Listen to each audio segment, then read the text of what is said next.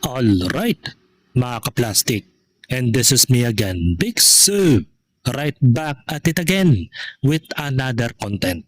At isang viral na naman ang aking tatalakay ngayong araw na ito o gabi sa inyong lugar. At ang tatalakayin po natin mga kaplastic ay ang tungkol dito kay Sikira mga kaplastic. Ayan, Sikina Malyari versus 8 Asset mga kaplastic. Ito po ay patungkol sa misogynistic remarks ni 8 Asset mga kaplastic.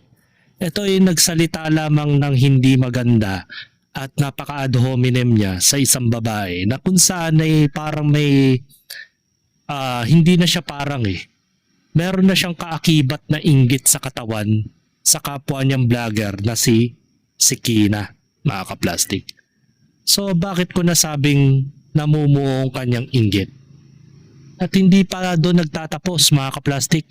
Nagmalinis pa itong si 8 Asset mga kaplastic. So pakinggan muna natin ang isang panig mula kay Sikina kung bakit nag-trigger itong si Sikina na magdemanda dito kay 8 Asset. Magandang halimbawa ito na hindi lahat ng mga vlogger na titirahin niya yung mga vulnerable na vlogger tulad ni Sikina ay basta-basta na lang niya itong parang lalait-laitin, di ba? So on so forth. So panoorin natin, wag na natin patagalin. Bigday pa si Makagagon. Yo! Okay.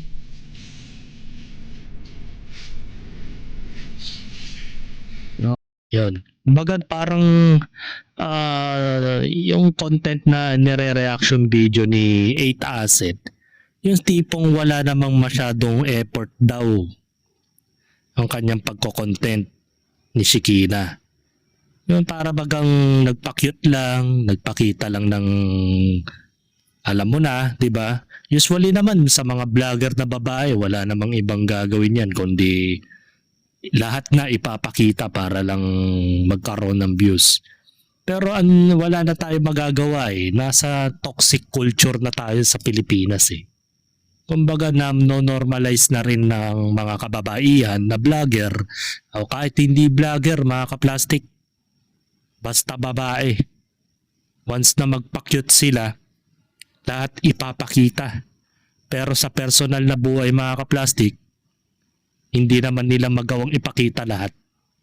Kasi ganun din naman yun Magmi-million views ka, ipapakita mo yung suso mo. Ipapakita mo yung kuyukot mo. 'Di ba? Bakit sa personal di nyo magawa gawin yun? 'Di ba?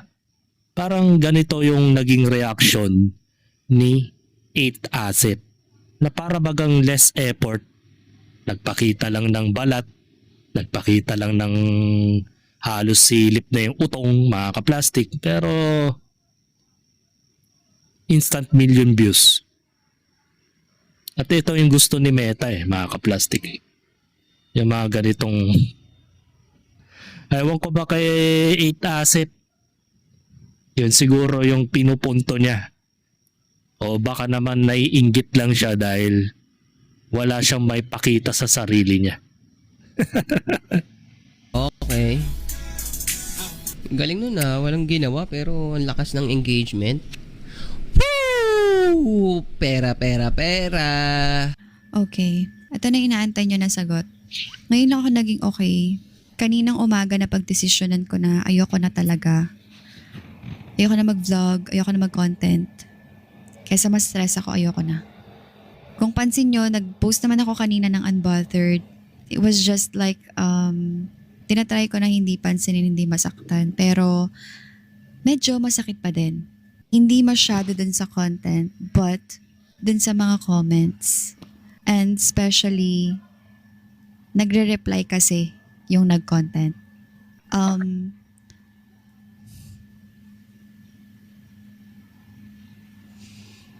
Wala na talaga akong balak na pansinin ka. Wala akong balak na mag-content sa'yo. Because I am actually a busy woman. Sobrang dami kong ginagawa sa buhay ko para pag-aksayahan ka ng oras. Pero sabi ko nga para malaman na din ng mga followers ko kung bakit buong maghapon, yun lang yung post ko. Sabi ko nga ayoko na. To be honest, dapat nag-celebrate ako ng 3M ko. Pero na-stress ako sa'yo. Doon sa sinasabi mo na wala akong ginagawa pero ang taas ng engagement ko. Then pera, sabi mo. Una sa lahat, hindi mo ako personal na kilala. Well, di naman din talaga kita personal na kilala. Sino ka ba, diba? Never akong naging mayabang dito sa Facebook.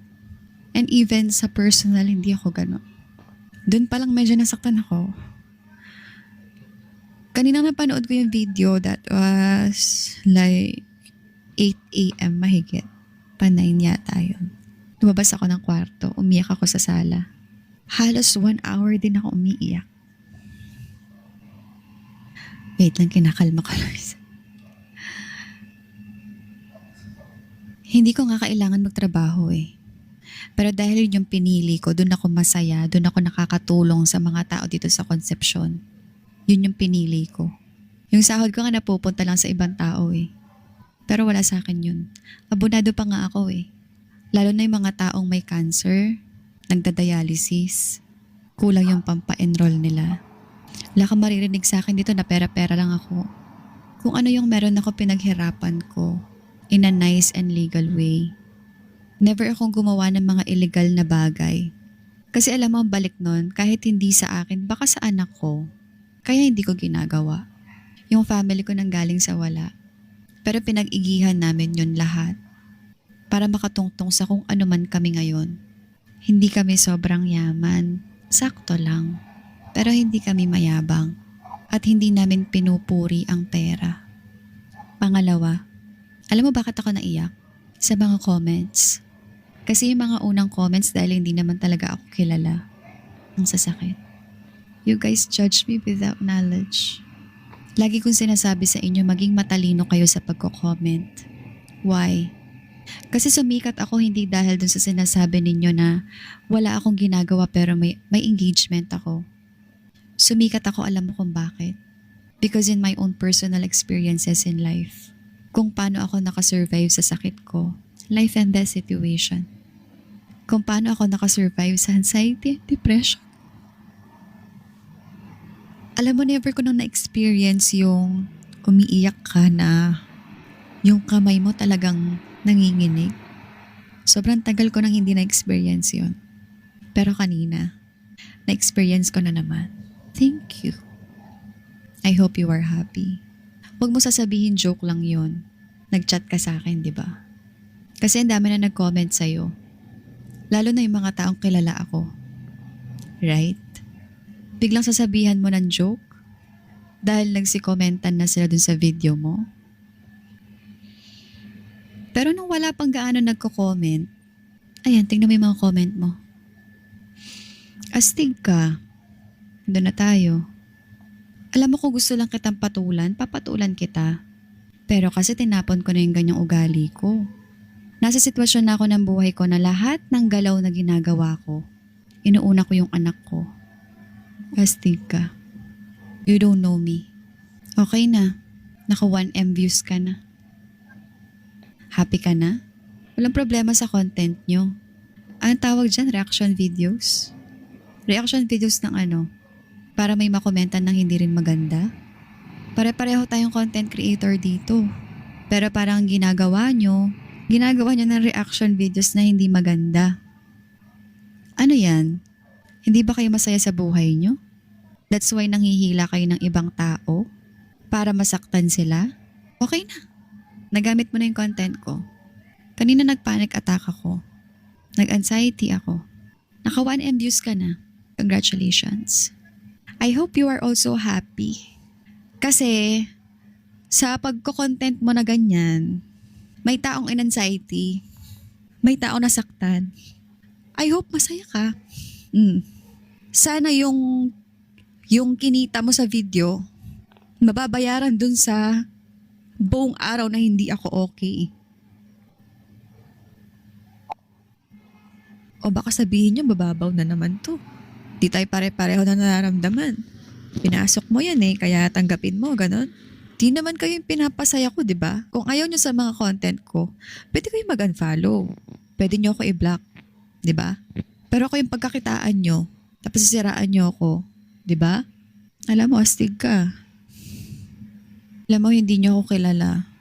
As in. Palibhasa, ang dami na nag-comment sa'yo na kilala ako eh. Biglang joke? Okay.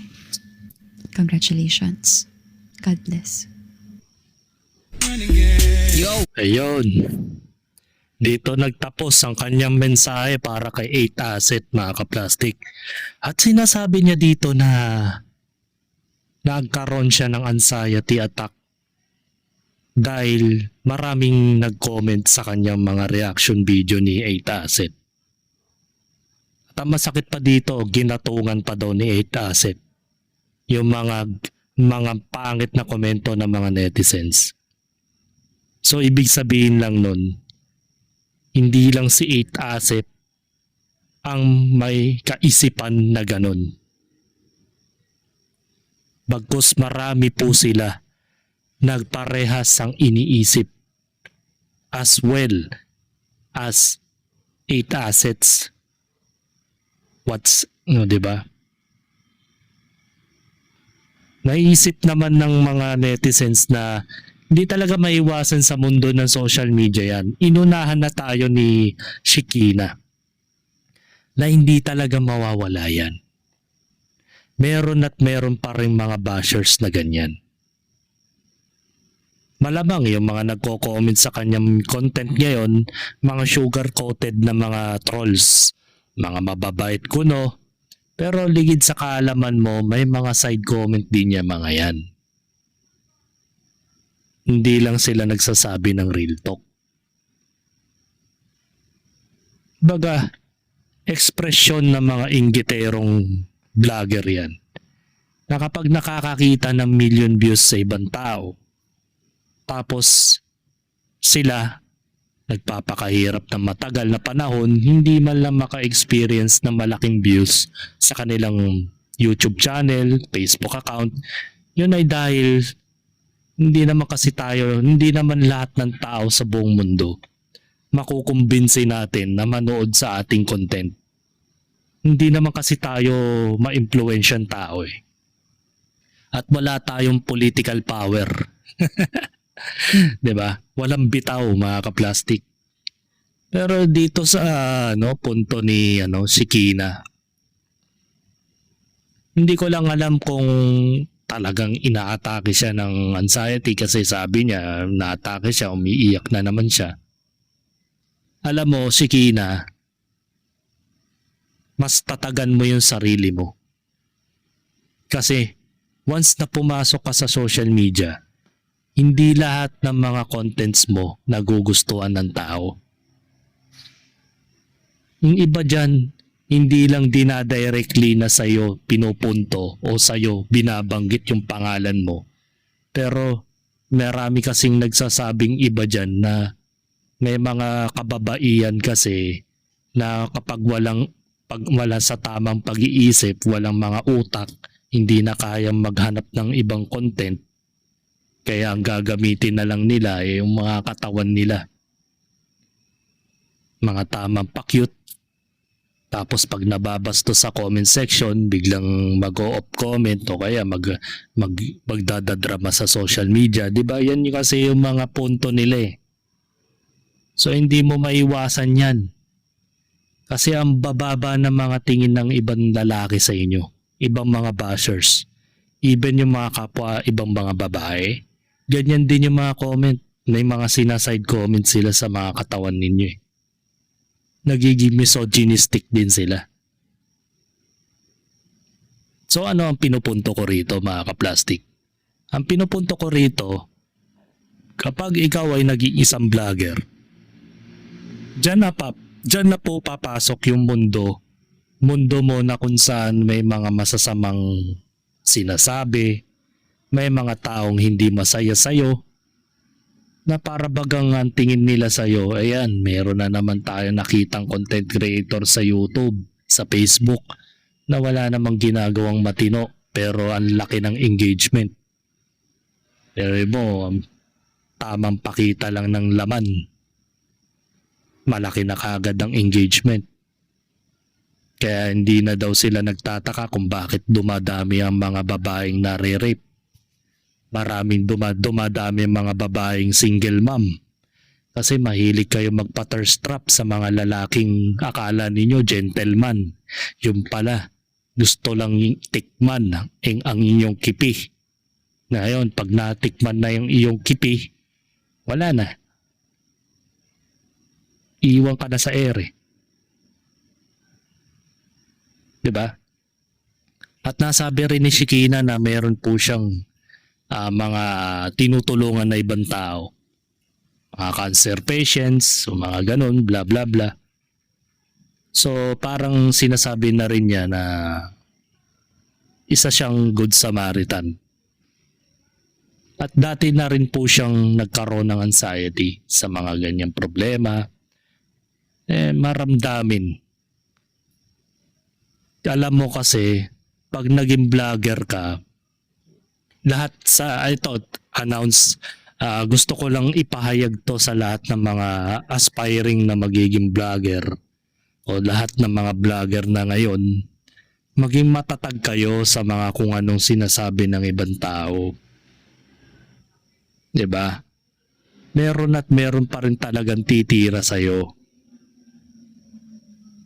At doon na maabot sa punto na kapag sinagot mo siya, doon na magkakaroon na ng bantaan.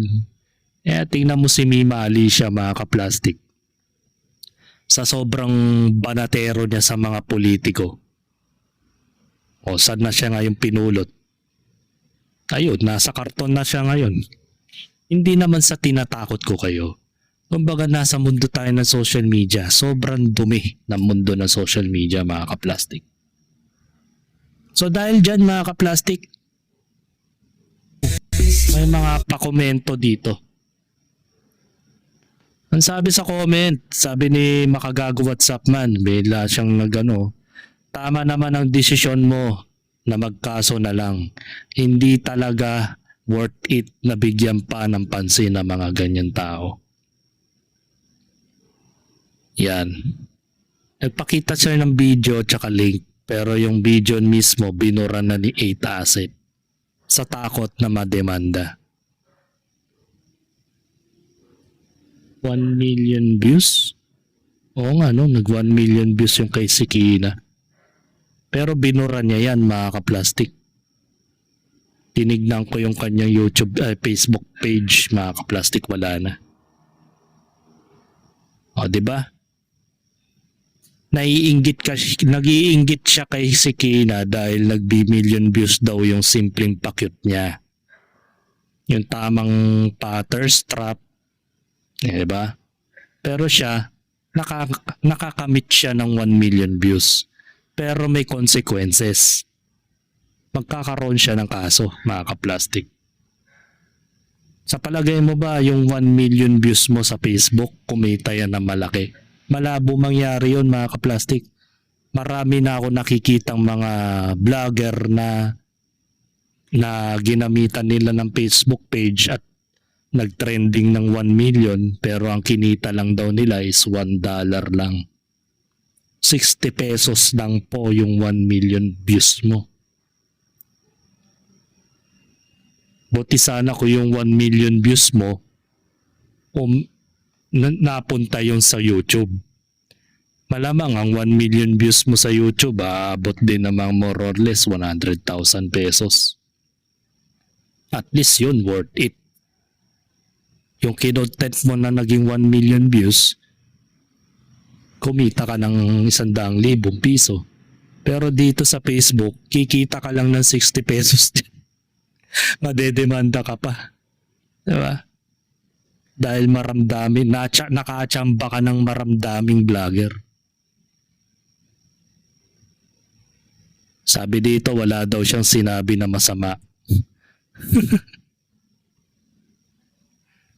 Eto yon. Ikaw nga, kumuha na lang ng video ng iba para magkapera. Huwag ka manira ng tao, gumawa ka na lang ng sarili mong video, lol. Shikina Malari Samson. Sis, Huwag mo nang pansinin ng mga ganyan tao, kulang yan sa pansiningat.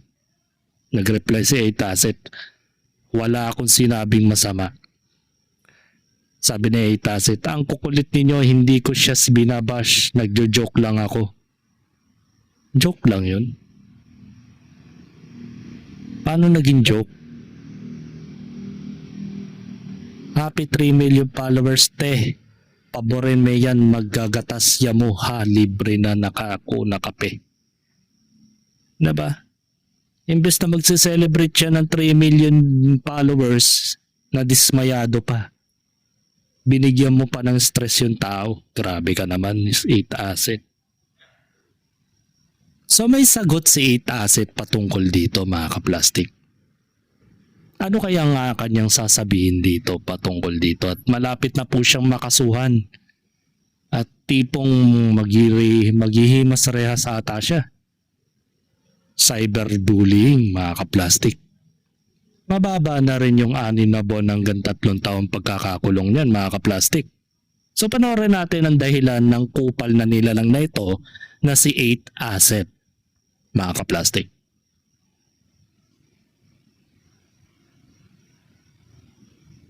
Yung pangbabastos sa mga video ni Shikaina sa mga bano, mga buknoy na haters ng galing yun. Ha? Sunod, yung walang ginagawa si Shikaina pero nagkakaroon siya ng maraming pera, hindi rin galing sa akin yun.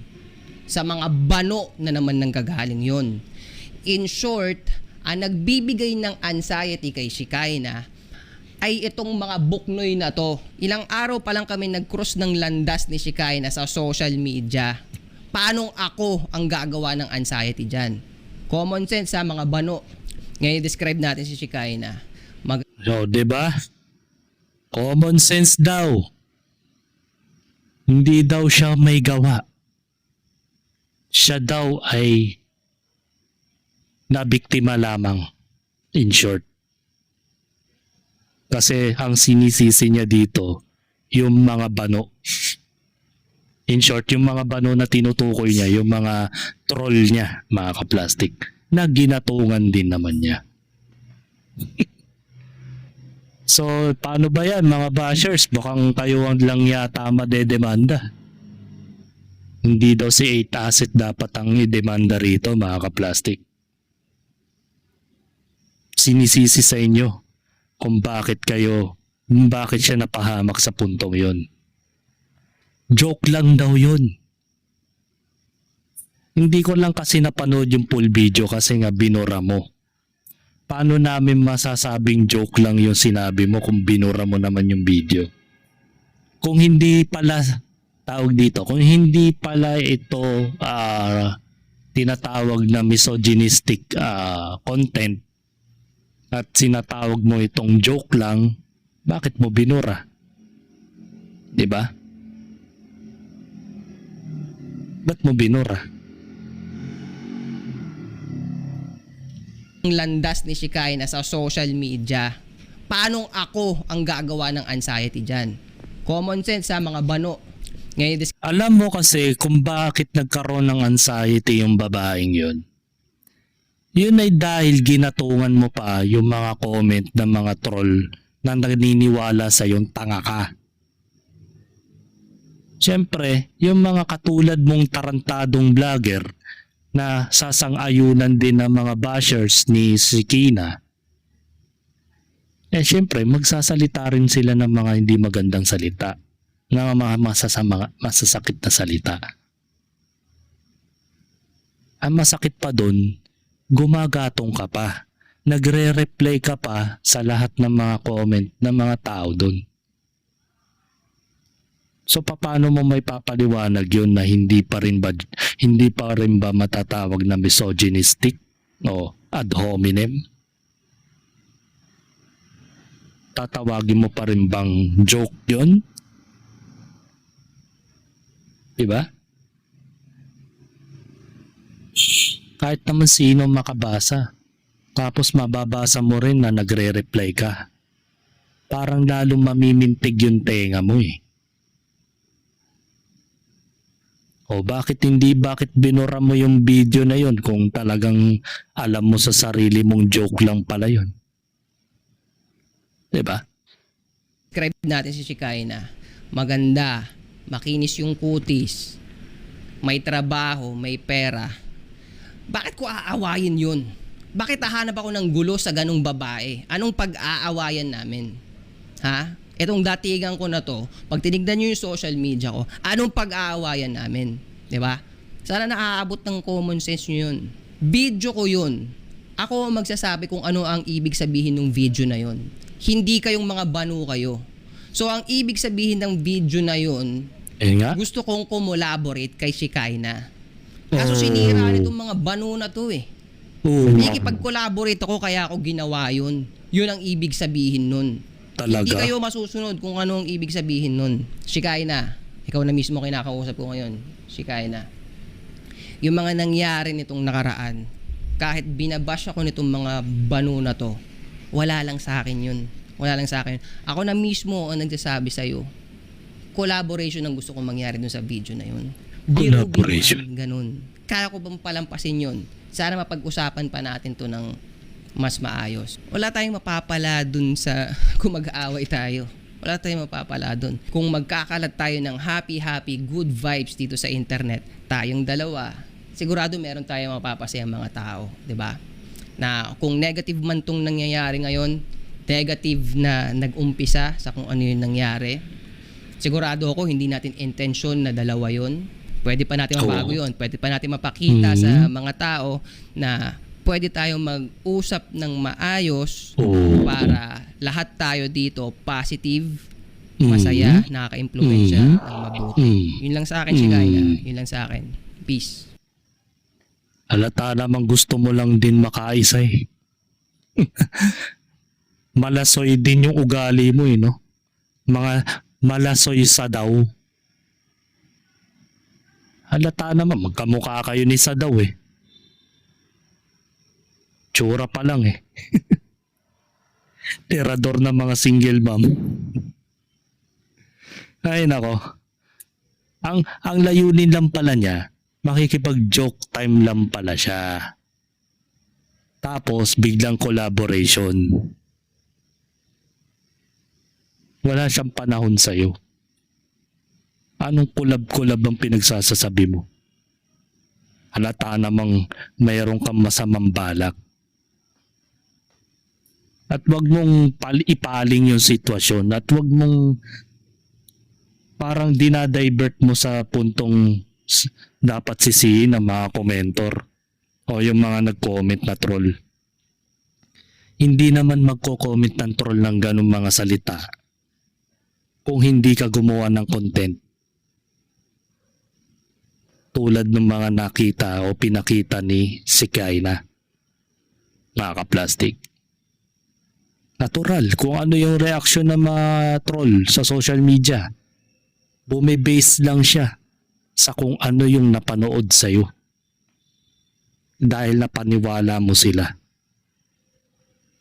Kasi nga ang tingin nga nila sa mga kababaihan na nagbablog, mga nagpapa-thirst trap. At totoo naman, marami naman dyan ako nakikita na araw-araw dumadaan sa newsfeed ko na wala nang ibang makontent kundi pakita na lang yung buong katawan nila. Minsan di pa nga may edad na 18 anyos eh. Basta may hubog yung katawan at namamagana yung dalawang bundok eh. Pinagpo-content na naman. Di ko alam kung alam ng magulang nila yan. Pinapayagan nila ng mga magulang nila na magpapakita ng tupis sa mga content niya. Gustong-gusto nila yon kung halimbawa desperado silang kumita ng pera sa social media. Habang binabasa mo yung mga comment, parang hindi mo rin maatim eh. Kung halimbawa ako yung tatay ng anak ng mga batang yan, tas may magko-comment sa anak ko ng ganun, sasabihan nila na ang sarap mo. Parang nakakabuisit, di ba? Parang gusto mong patayin yung taong yun. hindi mo rin masisi. Hindi ko naman sa kumbaga, yan ang refleksyon ng mga tao kung ano man yung ginagawa mo sa content mo. Kaya wag po tayong pabiktim mga kaplastik. Yung pang Hindi lang mga commenters ang mga nagre-react tungkol sa mga paterstrap nyo sa social media. Pati rin ng mga kapwa vlogger nyo. Eto, nag-divert lang sa issue, parang gusto niya mangyari pala, makipag-collab. Ang ganda pala ng introduction mo. Kung gusto mo pala makipag-collab, dapat kinomplement mo na lang yung mga ginawa ni Shakaina, di ba? Hindi yung parang, di ba? Hindi yung parang nagmamalinis ka ngayon na sinisisi mo sa mga troll kung bakit nag-trigger si Shakaina sa content na ginawa mo sa kanya. Di ba? O, ayan nga eh. Ito yung reaction ng mga netizens sa kanya. Crush mo ka kasi, kunwari ka lang.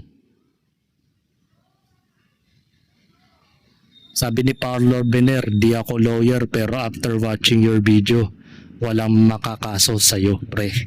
Pinaka marereklamo lang sa'yo if ever na unjust vexation. Panginis. Parang pino-point out mo lang is dahil maganda siya kaya mataas ang engagement niya. If tama, nagkakaintindi ang pagkakaintindi ko. Nakapagtataka lang, dami na nun nang babash sa kanya sa other Sokmed. Na kesyo pangit yung gumawang single mom sa kanya. Single mom, pa-virgin, etc. Nagkataon kasi yung sa video mo, ikaw yung sikat at may following. So ikaw yung naging focus. Pero personally, if kaya mo kausapin mo na lang na in person na mag-sorry ka na lang. Tama. Mag-sorry ka na lang at wag mo nang gawan ng content.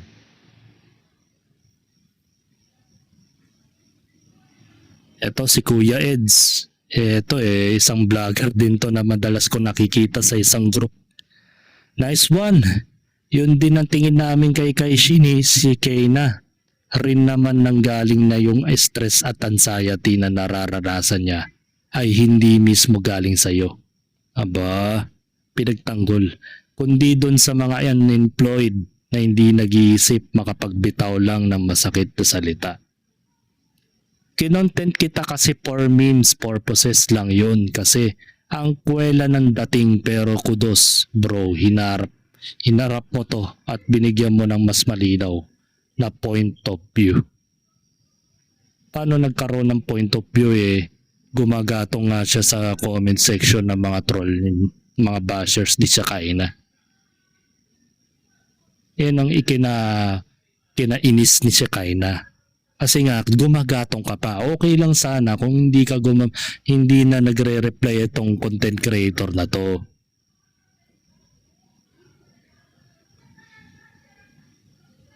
Tsaka kutob ko lang mga kaplastika kasi kapag may trauma ang isang babae, may karanasan na yan sa mga pangit na approach sa kanya ng mga tao.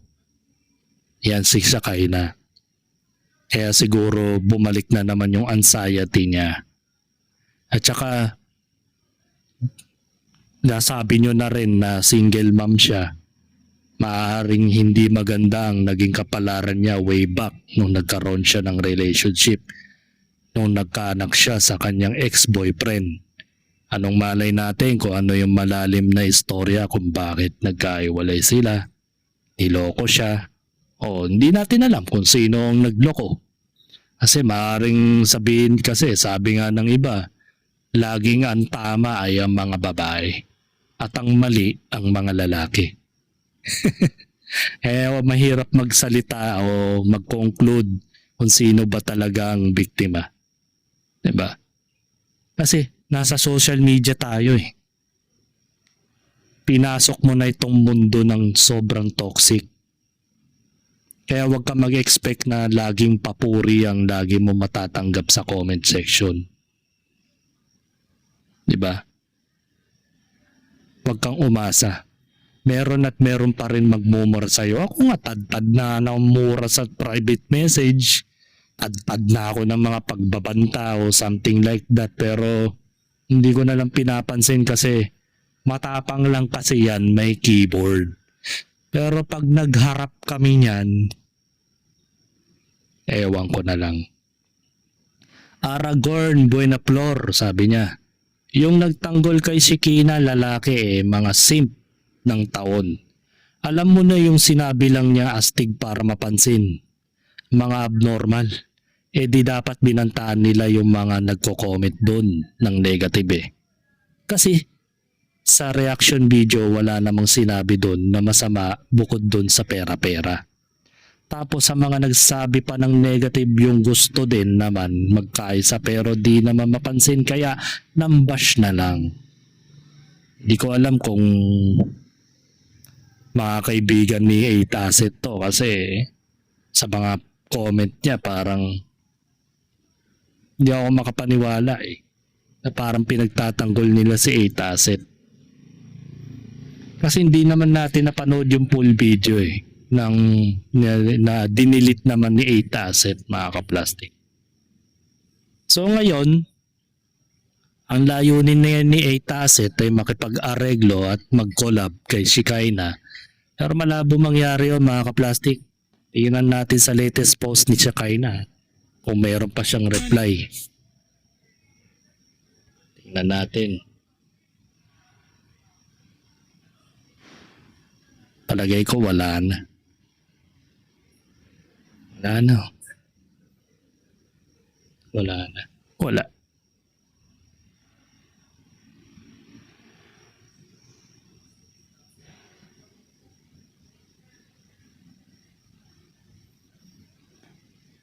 What if wala naman sa kanya yun lahat? What if pinapakilig ka lang? What if pinapasakay ka lang? Oh shit. What if normal Sarap. lang sa kanya nag-a-update sa'yo lagi? Oh yun na. What if wala naman yun lahat sa kanya? Ayun na, pagkakataon mo na. Baka ikaw yung tinutukoy niyan, 8 Asset. Ayun. 8 Asset. Pagkakataon mo na. What if kung pinapakilig mo daw siya? Diba? Yun na yata yung reply sa'yo. Kailangan mo lang siyang kilitiin.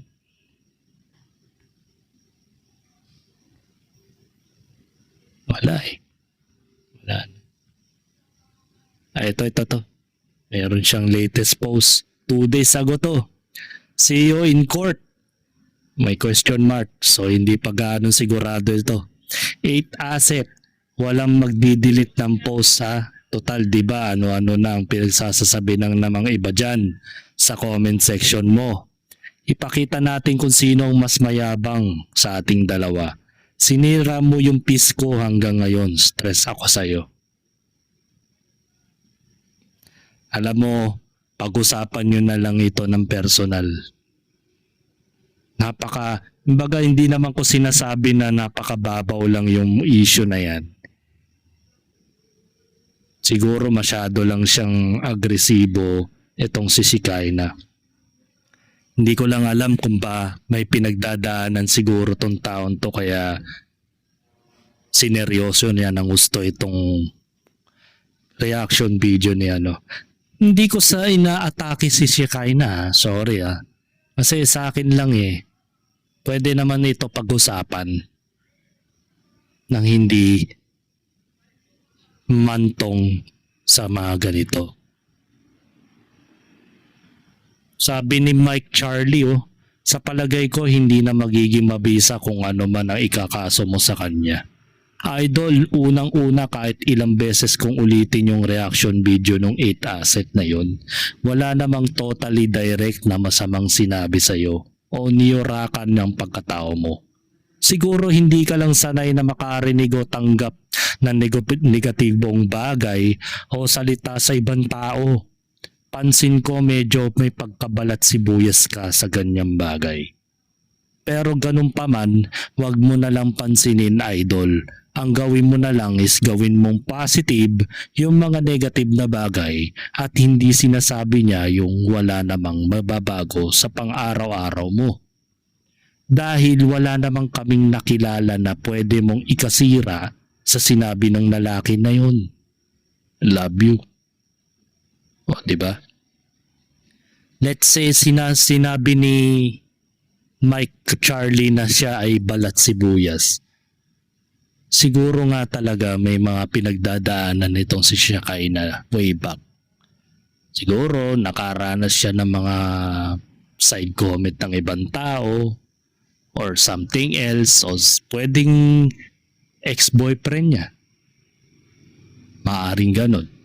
In a psychology way, pwedeng ganun yung pwedeng sabihin ng psychologist na baka nangyari na ito sa kanya before at yun din yung mga side comments sa kanya. Masyado niyan dinidibdib yung napakasimpleng bagay lang. Alam mo siya kay na wag mo nang palalain pa yung issue. Hindi ko sa pinagtatanggol si 8 Asset. Natural na kasi sa social media na mas higit pa dyan mga ka-plastic. Maraming content creator na hindi lang si 8 Asset na nagsasabi ng mga misogynistic na salita. Tandaan mo yan. Hindi pa yan. Marami ka pang makikilalang mga vlogger na titiradahin ka pa kapag hindi mo inayos yung sarili mo. Diba? Ang akin lang naman para sa'yo, Ma'am Shikaina, kung gusto mo ng peace of mind, gaya nga ng sinabi mo sa latest video mo, na ayaw mo na mag-vlog. Di wag ka mag-vlog para hindi maapektuhan ng mental health mo. Kasi nasa social media tayo. I-expect mo na may mga negatibong tao. Kahit saan anggulo. Kahit sa ibang bansa ka pa tumira at doon ka mag-content, meron at meron pa rin ganun tao. Hindi mo maiiwasan yan dahil nandito tayo sa mundong mapangusga. Kahit anong gawin nating kabutihan sa kapwa, meron at meron pa rin magsasabi ng side comment sa'yo. Yun ay dahil ikaw na nga nagsabi, you don't know me. Hindi mo ako kilala. Pero ang tingin ng tao sa'yo in the way na pinipidback nila, na para bagang pakitang tao ka lang, ganto ganyan ka. Kasi hindi naman maiwasan sa social media yan eh. Kaya kung ako sa'yo, Shakaina, mag-usap kayo personally. Huwag nyo nang gawan ng content. Magbigay na kayo ng galang at respeto at mag-sorry kayo sa isa't isa. Kung patataasin nyo yung pride ninyo, pares kayo nagtataasan ng pride, talagang hindi mawawala yan. Ikaw lang ang nagsisira ng peace of mind mo, Shakaina. Sa totoo lang. Sayang lang yung oras mo sa mga bagay na imbis ang pagkakabalaan mo ay ang mga hobby mo na tumutulong ka sa kapwa. Tingnan mo yung ibang content creator. O si Sergey Bin, tad-tad ng batikos yan. Daming tumitira dyan. Pero tingnan mo si Sergey Bin, lakad matatag siya. Hindi siya nagpapapekto. Hindi nga niya binabara. O hindi siya nagpapapekto sa mga bashers. Tuloy pa rin ang content niya. Hindi ko nakita na nagdrama siya at nireplyan niya mga bashers niya. Wala. Baga, nasa mundo tayo ng social media. Paulit-ulit ko sinasabi na maging handa ka. Pag naging vlogger ka at nangarap ka maging vlogger, kahit anong i-content mo, meron at meron pa rin magdi-disrespect sa'yo. Kasi nga yung mga ganyang tao, yan yung mga taong hindi mahal ng mga magulang nila. Sila yung mga tipo na ang alam lang sa buhay is mambastos ng ibang tao kasi hindi na nila naranasan in psychologically way hindi naman siguro nila naranasan yung mga masasayang moment o yung mga respeto na dapat nila maranasan din. Pero unfortunately, hindi sila pinagbigyan ng tadhana na respetuhin siya. So hanggang dito na lang ang aking opinion, and this is me again, Big Sue. Lagi nagsasabing ang mga plastic ay matagal mabulok dahil ang mga plastic ay toxic. Kaya, what's up mga ka-plastic? And this is Combid commentary video na video live stream. Signing out. Alright. Mga ka-plastic, kung nagustuhan nyo ang aking video, isubscribe nyo lang ang aking channel. At the same time, i-hit nyo rin ang notification bell at yung all para ma-notify kayo sa aking susunod ko pang video sa aking YouTube channel. Maraming salamat po mga ka-plastic.